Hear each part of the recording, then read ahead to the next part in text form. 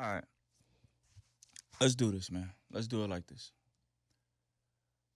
My name is William Holly, and I am here with Stefon Douglas of the Fire Department of New York, and we are here to talk basketball. We got an event going on Saturday, May 18th, on the campus of Thomas Jefferson. We gonna get to all of that, but something I saw today that I wanted to talk to Steph about. I was perusing his social media. Steph, June 5th, 2022, is it? Yeah, 2022. Can you walk us through your day that Oh day? man, um, yeah, that day was very different, very different. Started off like any other day. Went to work. Just so happened my mother calls me. She says, "Steph, I got a surgery in the morning." Okay. So I'm like, "When you was gonna tell me that?" Like she's like, "Yeah, I got to be there at 5, 6 o'clock." So I was scheduled to do a 24-hour shift. So just to show you the stars start to align from here. So I'm like, Ma, all right, let me see if I can get someone to cover for me tonight. I'll get off of work tonight, and I'll take you to the hospital in the mornings for your surgery. All right, that all happens. So you're a firefighter. You got the call from your Yeah. mom. You leave I'm your at work. you leave your house your fire station Yep. early. You got somebody to cover for I you. got someone, and this guy is always on time. To this day, he's late. This day, so I get a run at 5 o'clock. I would have been out the door at 5 o'clock. I got to run at maybe 5:05. I come back about 6 o'clock, and he's like, "Yo, so sorry." I'm like, "Yo, bro, don't worry about it. Thank you for covering for me. Right. It's I appreciate it." So next thing you know, I'm on the way home. I'm like, you know what? Let me go to Jamaica. Let me go to my spot. Anybody know Sam Simeon? That's my spot. You know what I mean? Flatbush Avenue K. So I go there. The line is long. I'm not a guy I'm impatient. So I'm normally like, you know what? Since I'm off of work, let me just go in and to wait, Okay. do the wait. I wait, I get my food. I'm like, all right, time to go home now. I'm on Kings Highway, Avenue J, and I make this illegal left turn every day. Wow. I'm not supposed to do it, but if I didn't do it, I wouldn't have saw the smoke coming out the rear of the house. So I go see it. I see the smoke pumping. I'm like, yo, is this really a fire going on my block? So I pull over. I see people outside. I see people self evacuating. I'm like, all right, let me see what's going on. Try to go in. I say, is everybody out? Did y'all call 911? Everybody's like, yeah, we did, but there may be 2 people in the back. And I'm like, oh, all right. So I try to go through the front door. Instantly, the heat is just way too much. Like the heat is, I guess the way the flow path of the wind, it was blowing straight to the front of the house. So I said, all right.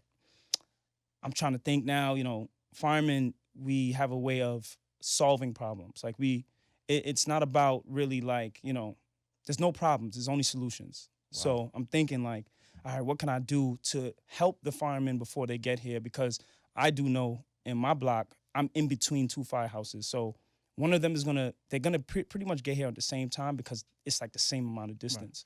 Right. And But at this point, you're the only person on the scene I'm at this the time. only person on scene. Off duty, just got off duty, and there's a fire pumping on your block. I have on Crocs, shorts, and a t-shirt. Wow. So then I decided to go to my trunk, and I remembered like I had 3 career days this week. So I had a breathing apparatus called SCBA. So I usually use that as a prop at the career days, and it's I know so many teachers that around May, June, like right now I'm starting to get booked. Like everybody's hitting me up for career days.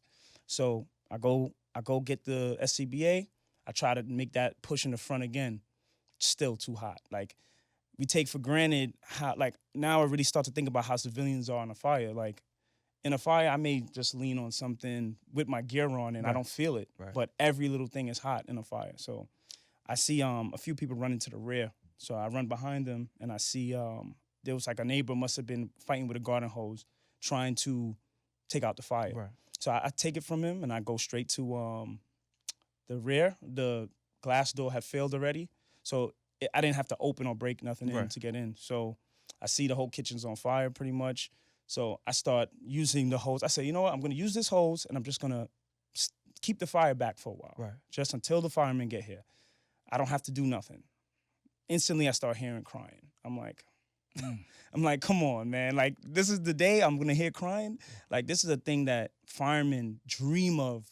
You know, like if you know me, I'm not the Buffy guy. I'm not the guy who, like, there's some firemen that want to go to a fire every day they go to work. Right. And I look at it differently. I look at it as I've seen people's lives get destroyed. You know, so it's not something I want to do, but I want my training to be good enough to help them in that situation. Right. So I don't wish for fire when I go to work. Of course. I actually just want to go home the same way I came. Yes. So now I hear this crying. I give the hose to the guy and I say, yo, keep this hose right here. Don't let, if fire comes past, just call out for me. So I make a left-hand search, which fireman terms is just I stay to the left wall. Right. As low as I can to the left wall. Everything is hot. Everything's just burning you to touch, you know. So I'm like trying not really to touch the wall, but I'm feeling for it.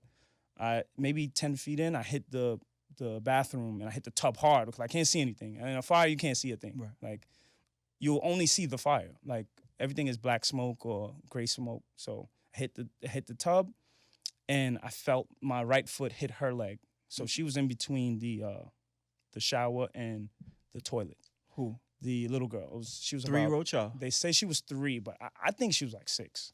So because she had weight to her. So what state was she in? She just sitting there crying? She was crying, and she just was in the, like, hovering in the corner, but she was gasping for air because now, you know, I'm low and she was low, but she doesn't know how to breathe or what to do in this situation.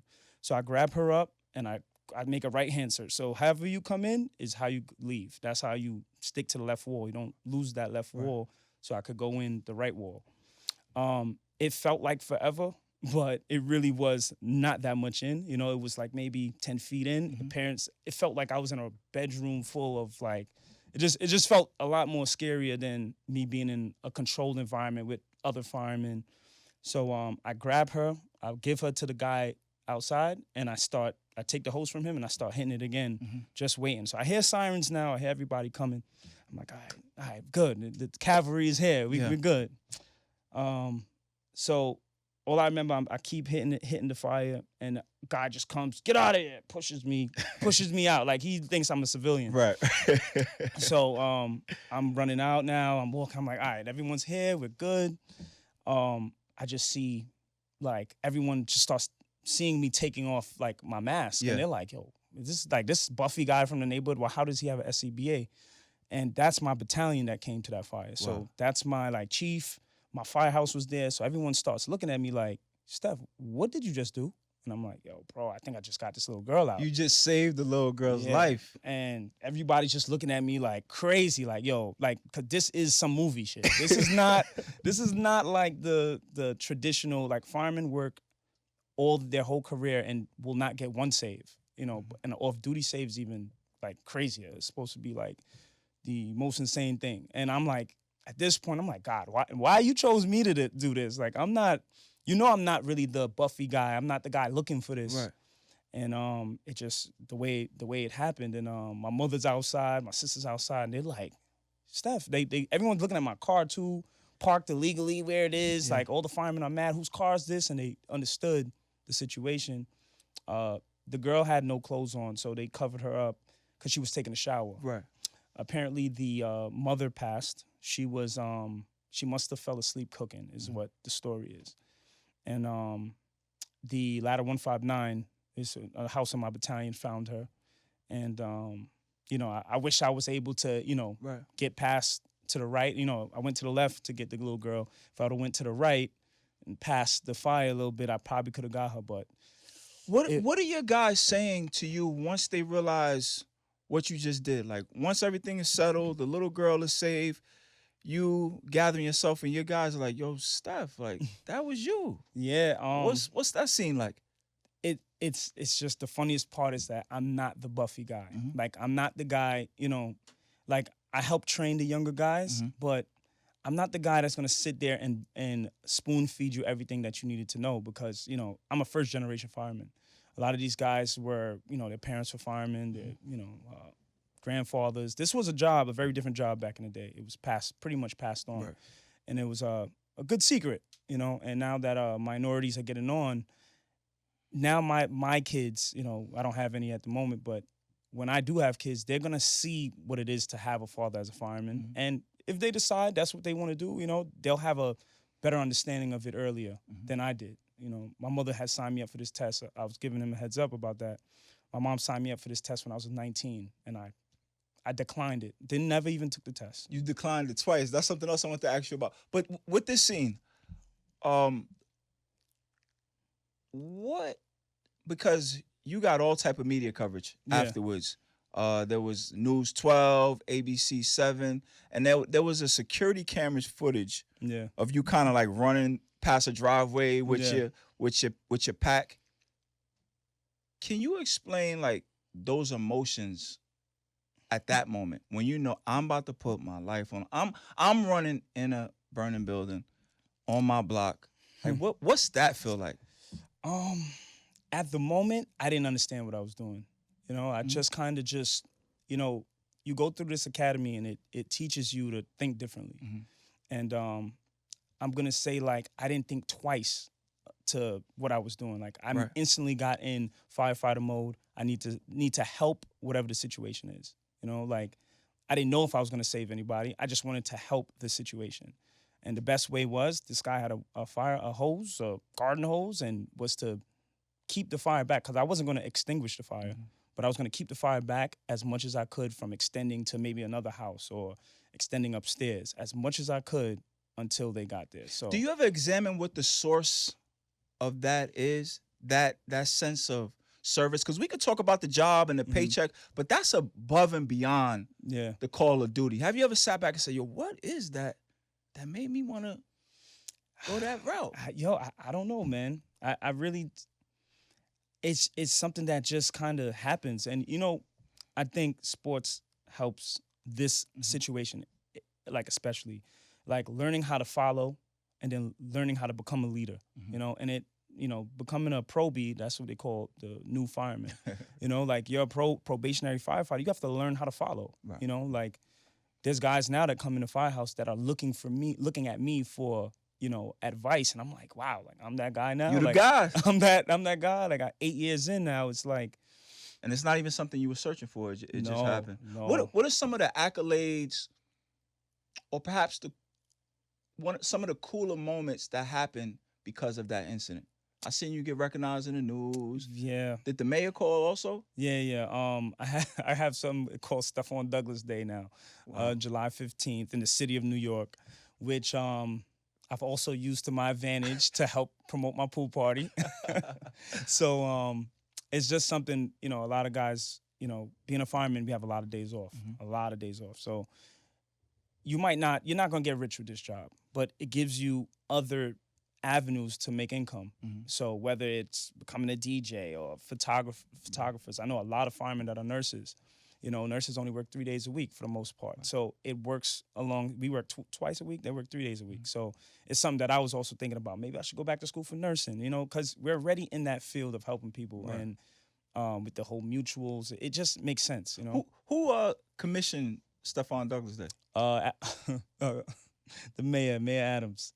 Yeah, he's my guy. He's a good guy. That's what's up, man. I like him. A lot of people. They invited you out to City Hall and all that. Yeah, I went to City Hall. I was able to invite some friends, and it was definitely a different scenario. Like just knowing that I got recognized for something that I had no idea what I was really doing that day. Dope.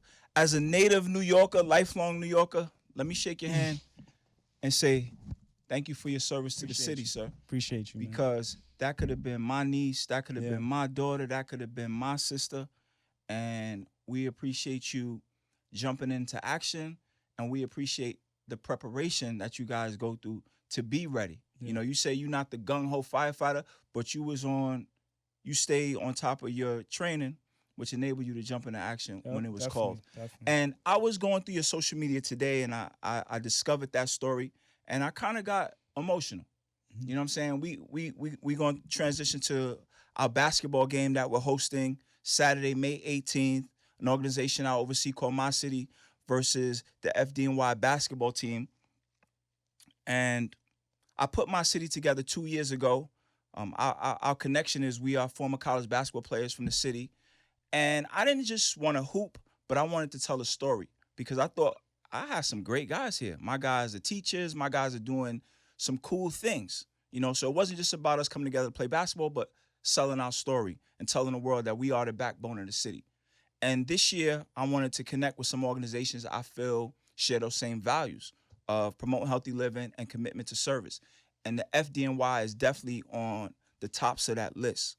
And when I saw Steph's heroic act, it just served as confirmation for everything we're trying to do, the story we're trying to tell with this tour. You know what I'm saying? I'm like, wow, like this is everything. Because I'm knocking on doors and I'm saying, hey, I got some cool guys that's about to hoop. You know what I'm saying? Not only do we hoop, but we putting on for the city in various ways. Not just you guys, but PD, my guys as teachers and different things. Like, these are neighborhood heroes. That's a fact. And when I saw that act, Steph, I couldn't believe it, man. I was truly floored. FDNY basketball. How long you been a part of the team? I got on the moment I was doing my medical. Coach of mine, I didn't know he was a firefighter. Sean Burns. He saw me doing my medical and said, "Steph, you on the job?" I said, "Yeah, man. I'm doing my medical right now." He's like, "Take down my number. You're on the team as soon as you get out." Burns coached you like in Midwood community? High School. Oh, in high school. Yeah. Your high school coach, he sees that you coming through the FDNY. Yeah. He said, yo. He was one of the assistants, so he definitely just saw me and was like, "You're on the team. Just know that." That was your first time hearing FDNY basketball? I had no idea they had a basketball team. I was in Con Ed for 8 years before then. I was just playing in open men's leagues, so I didn't know how deep this thing got. But the fire department, when I got on, was a very different place, and from what it is now. Like I was a part of, I would say, not the first blacks on the job, but I'm part of that first big group that really got in there. Like out of a probie class of 300, it's about 50 minorities in that one. And that's in 2016. Shout out Summer 16. But, the team was very different. And when I got on, it was maybe, I'm going to say about 4 of us that were minorities. It was majority a white team. And, nothing against it. It's just what it is. Like NYPD, for instance, when it comes to the hockey team, they can't play against us, FDNY, because we're getting the best. Hockey's more of a white sport. Right. So we're getting the best hockey players every single time. They're beating NYPD every time. Wow. Now, where you have NYPD, which is already a minority job, there's a lot of minorities, and their pool is so much bigger to pick from. It's changing the game now that FDNY is bringing in more minorities. Like, it's a mission now. Like they have a quota that they have to fit. And we have a woman commissioner, which changed the game too. Like some of the old timers might not want it or might not like it, but this is a new fire department. And I've taken control of helping organize the team because this is, something that I do. So now, like, I've seen that. Because there will be like FDNY tryouts and your name is the contact. Yeah. So Steph, talk to me about that transition from not knowing there was a team to now kind of being at the helm. All right. Well, first time I ever played, we played it at St. Francis College against NYPD. Okay. I'm fairly new, and Nate is on the team. We lose by 30.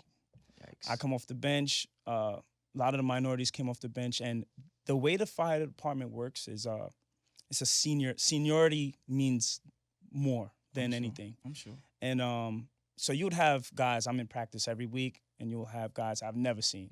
I've never seen these guys, but apparently they've been on the job for 15 years, and they were starting over me. And I'm like, why are these guys starting? Like, I'm confused of why, I never seen this guy before. We lose by 30, and we've been losing by 30 for a long time, about 4 years in a row. I got tired of it. And I've made my opinion, I let it be known, like, this. If you want to compete against NYPD, we have to play the best players. And even with the transition of me becoming an older player, we got younger guys coming in right now that are good. And, just because I'm running the team don't mean that I have to start. Like, we went to Atlanta. I wasn't having the best time in Atlanta. I came off the bench. And that's the difference between understanding, like, yo, we need the best players out on the court. And I'm still one of the best players on the team, but I'm telling you right now, with a Pro B class of 300 coming out every 6 months, there might be guys, and they need a fair chance, you know what I mean, to play. And, yo, we should have the best 12 players playing. And NYPD's doing the right thing, and we're following suit with them, you know? Like, we're seeing what they're doing. And we're you know, and we're in talks with them, too, and how things are going on over on them sides. So I took it upon myself to say, yo, listen, and being a player, I didn't want to be a coach as well. So I appointed, like, someone who is, you know, hands off. They're a coach. That is what they do.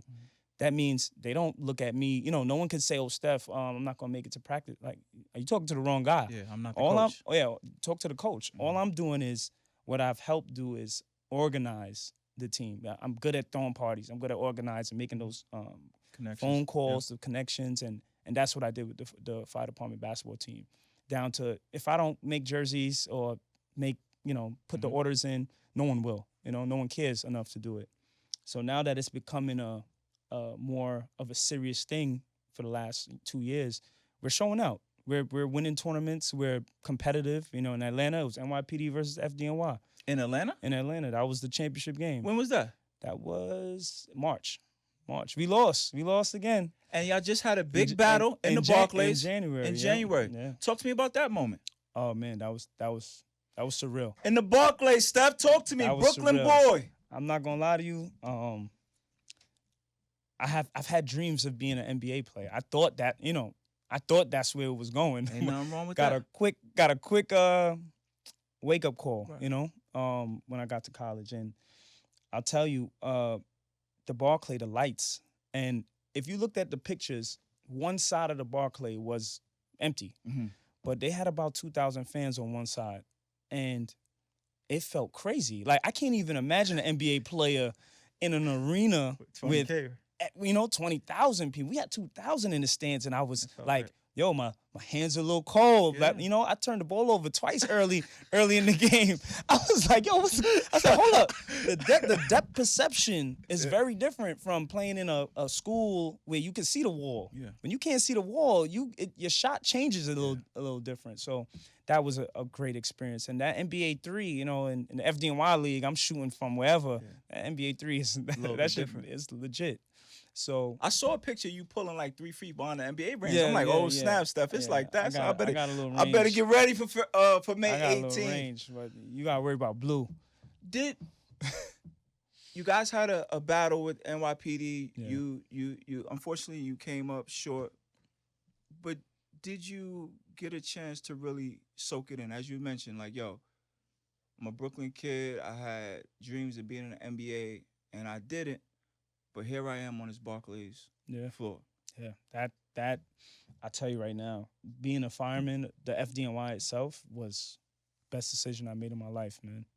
I was in Con Ed for 8 years, and that was a great job too. You know, nothing against Con Ed, but being a fireman, like, I remember asking about, I think it was about 11 people that was really close to me, and it was tied up. It was like 5-5. And the last person I asked was my pops. I said, Pops, should I become a fireman or should I just stay in Con Ed? And he said to me, take the fireman job because of the status of life. Your status in life would be different. And I had no idea what he was really talking about at the time. But people look at you different, you know? And they're looking at me for help, you know? And not only just outside, but in the firehouse. Like, that becoming the senior man or becoming like a more seasoned fireman changes how you look at things. And do you remember like maybe like the first time you felt that status change in life? Like, yo, this is a little different than Con Ed. People looking up at me. I think when you hit top pay, 5 years. In 5 years, when you hit top pay, people look. You know, you diddy bop a little bit. You know, not only financially stable now, you're actually like, you know. The rules in the firehouse now is you could sleep in the TV room during the day. Okay. And you hit 5 years. And as a probie, you gotta go back to your bed? No, you gotta stand up all day. As a probie, I did it. And that's one thing I love about the job. We all came through the same doors. Right. So it doesn't matter if you're white, black. A lot of Chiefs I drive, they were probies one day. So they can't, I have to respect them and their rank because they did what I did. Right. I had to wash the dishes. I had to help cut the tomatoes. I can't cook for nothing. But I had to cut the tomatoes. I had to do all the things that a probie did.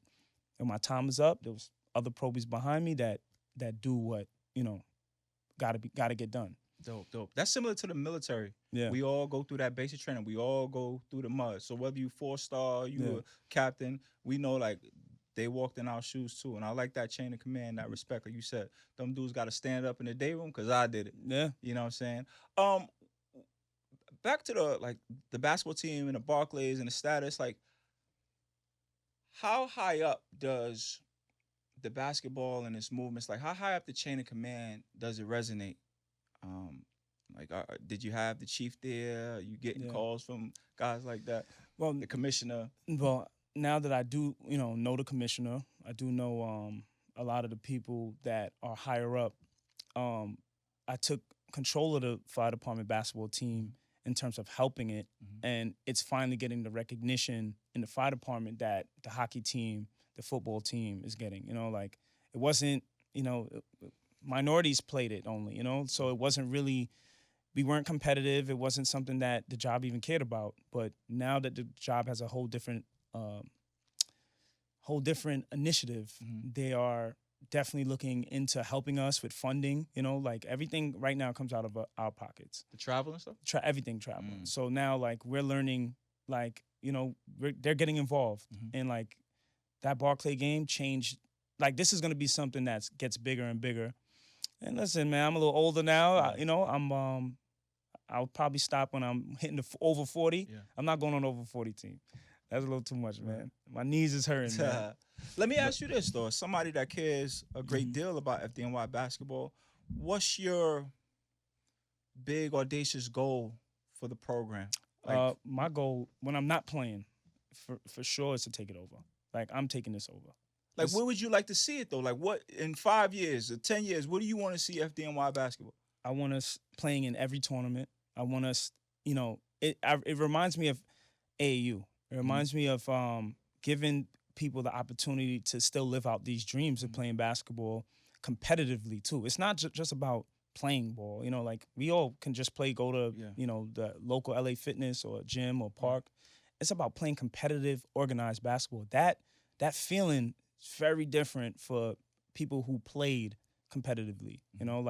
A crowd cheering for you or, booing you wherever you are. And those things are when you get older, I had my coach in high school, he told us these are going to be the best years of your life. Right. And they were for me, I didn't have an extensive college career. So I remember those feelings. I remember having 29 against FDR, my first game, my pops in the crowd. My mom wasn't able to come out and watch me play. She was at the Barclay though, Dope. She had to work every day, So during high school and during stuff. high school. So she hasn't really seen me play, and to come to the Barclay Center and see me as an adult, it was I could tell she was like, "Wow, you're good. You're pretty good." So I'm like, "Yeah, Ma. I was telling you." Trying to tell you, Ma. That's dope, man. Yeah. And that's another one of our goals with this contest we putting together on Saturday, May 18th. Thomas Jefferson campus, my city versus FDNY. I want to show the people that basketball takes many different paths. Yeah. You can still be a professional, be responsible. You may not be in the NBA, but we can play on a nice stage. Yeah. We can do some things for our community. And that's a message I want to send to the kids. Because too many of them are kind of just sitting at home if the NBA didn't come calling or if a D1 school didn't come calling. If you really want to hoop, there's many different avenues out there. And I love to see you guys playing on a great stage. And I look forward to taking the court with you May 18th. The organization, My City, I mentioned, our connection is we all played college basketball at the City University of New York. Schools like Brooklyn, schools like Baruch, York, and Kingsborough, where I played. You know who else played at Kingsborough? Mr. Stefon Douglas, man. What was that experience like? What year was that? That was 2008. 2008. It was very different. I had stopped taking basketball as serious after high school because I thought I was going D2. You know, I thought I was going D. I thought certain schools were going to be knocking on my door. Right. And realistically, only D3s really reached out to me. And St. Rose, me and Kayvon Baker, one of my city guys, who was one of my best friends in high school, by the way. And, you know, I kind of realized, like, that's when you go from being the star in your local neighborhood to understanding that these NBA players are the best player in their 3 states, the surrounding 3 states, you know, like, and I caught a rude awakening. And then Kingsborough was very, at that time, I was also having financial, like I was trying to find my way. I was trying to find, that's real. Who am I going to be? After high school, that's real for a lot of us. I always looked at my uncle that worked at Con Ed, and he was the big homie of the family. Yeah. He's money wise, financially, he was good, he was solid, and I said, that's my backup plan. I looked up and I said, if basketball don't work out, this is what I'm gonna do. And it just so happened it ended up calling during my college career. So I would not. Kingsborough was a different place at that time, man. I was like literally not going to practice and just coming and starting. Yeah. You know, like they needed a lot of help at the time. Yeah. And Kayvon had seen that. And he was smart enough to know not to use eligibility that year. Me, I didn't care. I just wanted to hoop. And I ended up finding that that Con Ed was knocking on the door. So I left college very early and started my career in making money because I knew I didn't have the financial backing in college, especially to pursue basketball. So I had to get out of there earlier. And I'm not gonna lie to you, it's one of my biggest regrets.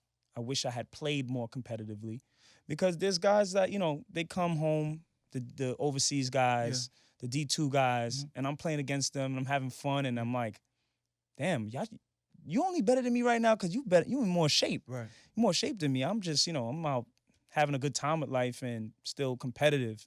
But that's, if I would say one of my biggest regrets was not taking a full 4-year college career in basketball because it just, you know, it's just like, what if? Yeah. What, you know, you just have that notion behind You've you. expressed that before.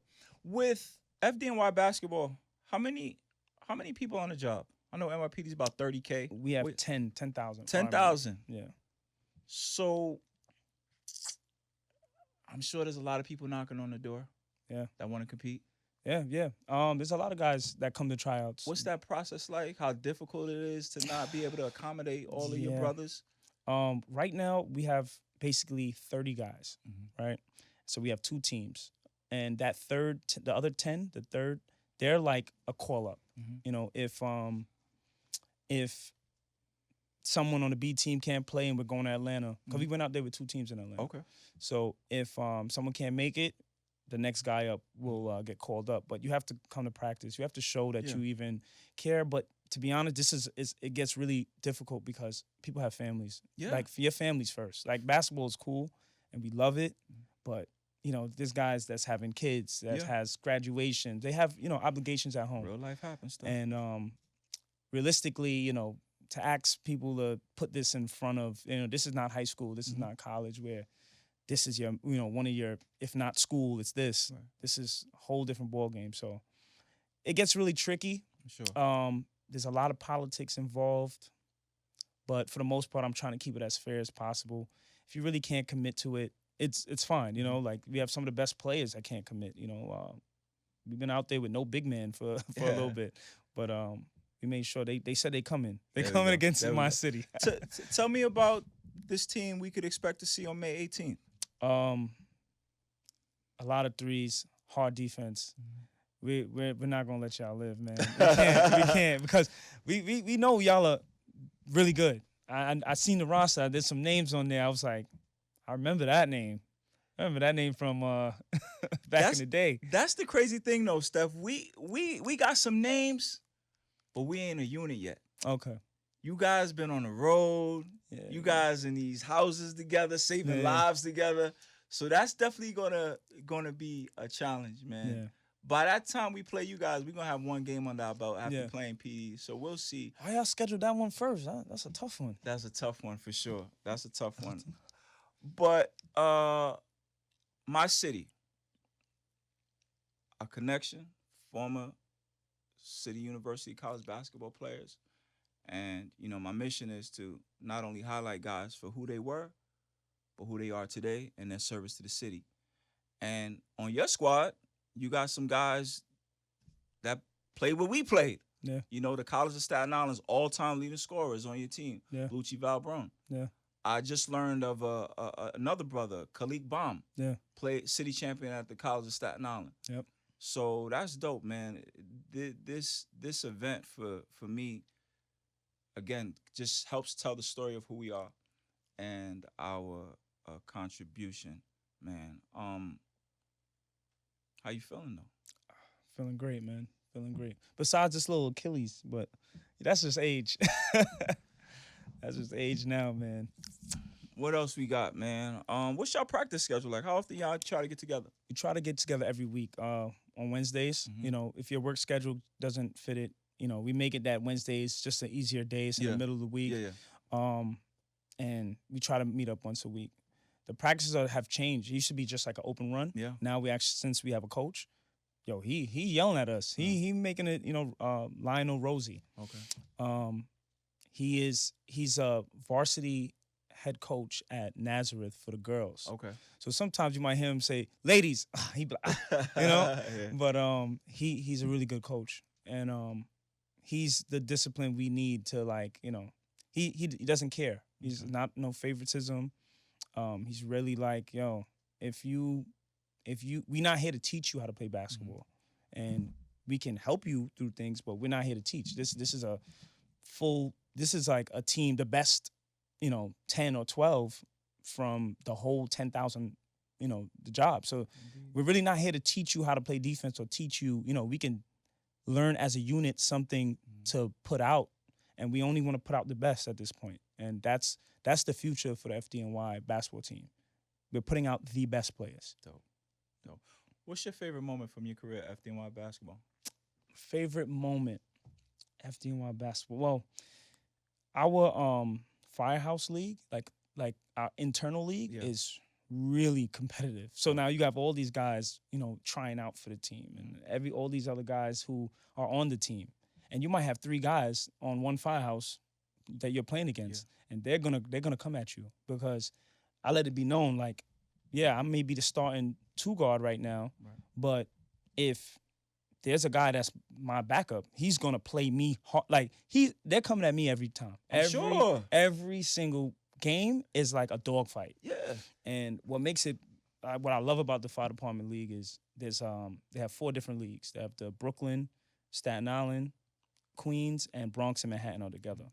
And then at the end of the year, all the winners, they play in one thing called the cities. So Okay. the top 4 teams in each borough, that is so competitive. And every Firehouse comes out, like, they're coming out to support, and it changes the borough where it's going to be. So since Blucci got on, I ain't going to lie, he's 2-time champ right now. But we got something coming for him, man. So right now, everyone in the academy, we looking for who's the next baller. Yeah. So every house is trying to grab him up, So I got a guy on my radar right now. I'm trying to get, I'm not gonna give it up because they might watch and snatch him. But if you're tall, they grabbing you up too. You need some bigs. Yeah. With Blucci, so 2 years ago, we put together the inaugural My City Alumni Classic, where we bring back alumni and they each represent their school. So you have like the best of Brooklyn versus the best of York. Blucci is one of my contemporaries. We played at the same time. He's from College Staten Island. So I called him. Or I found him on social media. So I said, yo, bro, I got something. I said, I want to come see you and tell you about it. You know what I'm saying? So I paid my $18 or whatever it is for the Verrazano. I met him at his gym. I said, yo, bro, I want you to assemble a team of the best of College Staten Island. We're going to compete against another school. He looked at it. He's like, yo, this is cool. He looked at it a little bit more. He's like, nah, this is dope, son. Like, this is crazy. He said, yo, we're going to be out there running plays and all that. Blucci and them, when they were in college, they had a magical run. They went to the Sweet 16 in the D3 National Tournament. I heard about so it. we were looking for that team specifically. And as we got close to the event, I talked to him. He said, yo, I just got a call from FDNY. I got to take it. So when people ask, yo, where's Blucci in Staten Island? The reason they weren't a part of that first year is because he got called by FDNY. And it just so happens, look where we are now, 3 years later. He's going to be a part of the Barnstorming Tour as a member of the FDNY. And that's pretty cool for me, man, to see, because again, like, we still highlighting his contribution to the city. Yep. You know what I'm saying? We going to still be able to tell the story of everything he did as a college athlete and show the work that him and his team is doing today, man. I'm excited. I want to say thank you for answering the call. Definitely. When I reached out, thank you for your excitement and your cooperation when it comes to putting this together. And I look forward to taking the court with you. You know, you mentioned Kayvon Baker, who is your former high school teammate who I've been coaching with for years.